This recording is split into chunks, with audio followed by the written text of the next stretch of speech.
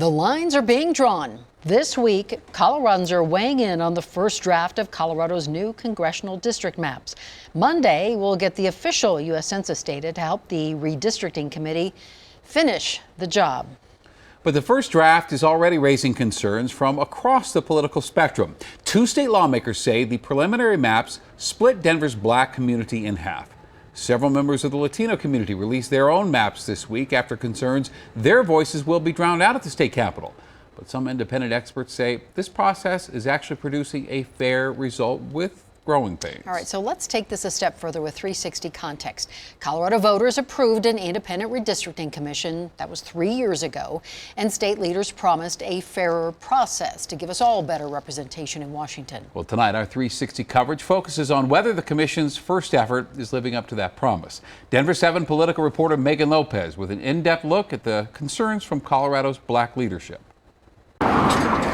Anywhere you look around 5 Points, there's history. We are a historical cultural district. History captured in this museum, but also in the blocks, the buildings, the stories of the people who call this area home. People help one another. People look out for one another. Those stories, this history, part of the fabric that make up the culture of this community. And these are some of our first leaders. Some moments worth honoring, others a dark mark on Denver, from the KKK to segregation to busing. Dr. Westbrook right here infiltrated the Ku Klux Klan. They had no idea he was an African-American man. Through it all, though, this community and its neighbor in North Park Hill have stuck together. The people who have represented this area, as I can remember from my childhood to this time, have been people who have lived in the neighborhood, who's been a part of the neighborhood. Every 10 years, though, congressional and legislative maps are redrawn based on census data, a process known as redistricting. When African Americans hear about redistricting, we automatically get a little bit of anxiety due to gerrymandering. In the past, it's been up to the legislature and courts to redraw those lines. The state, Colorado, located in the 8th congressional district. This time around, a different process altogether. Two independent commissions made up of 12 people each are responsible for that redistricting. The big intent really was to make this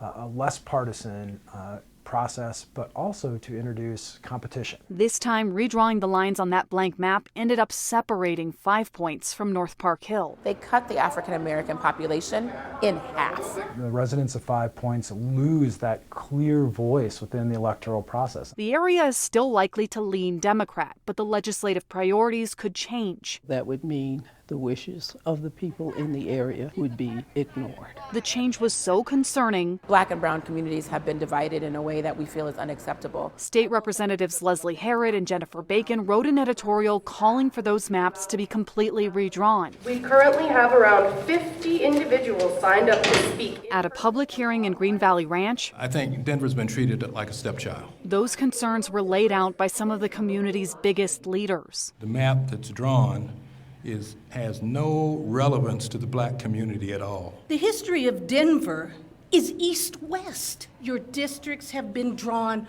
north-south, so they do not follow communities of interest. And within that map, a reminder of Denver's dark past. They drew it along Colorado Boulevard, which, if you don't know the communities, seems to make sense.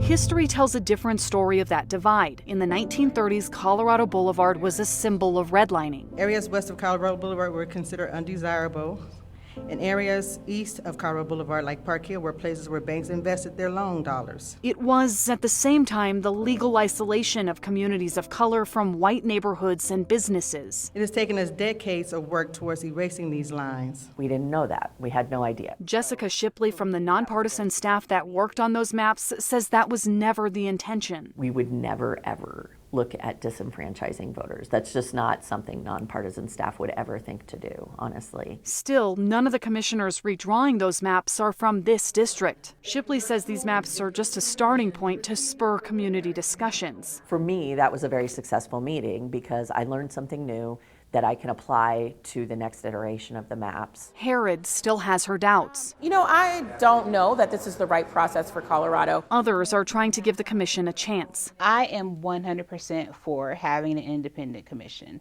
They have no skin in the game.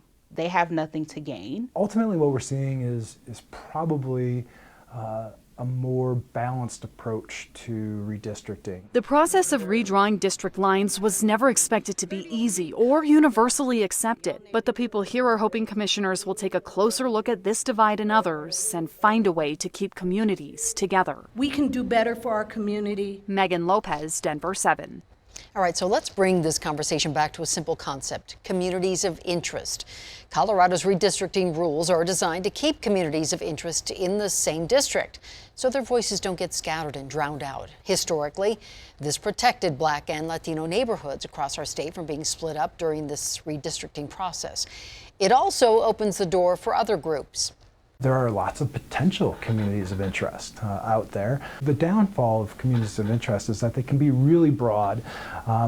Just about anybody can argue that they have a community of interest. Now, Latino leaders are trying to use the Communities of Interest designation to make sure they receive an equal voice. Colorado's Black population was overrepresented in the state legislature in 2019, accounting for about 9% of total seats, but less than 5% of the population. Latinos, on the other hand, were badly underrepresented, making up almost 22% of the state, but earning only about 13% of the seats in the legislature.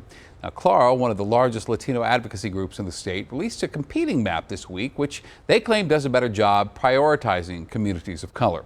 In a statement, the map architect says, "We drew these maps to center Latino communities of interest. We found that preserving existing communities instead of dividing them drew us into compliance with all the other criteria outlined for the Colorado Redistricting Commission." And the criticism extends past party lines. State Senator Don Coram, a Republican from Montrose, said the commission was drinking when they drew the preliminary map. He told the Montrose Press, quote, "It's probably not that bad because neither side likes it." Well, we want to hear from you now. What's your opinion on the maps and this whole process? Send us an email, 360@thedenverchannel.com.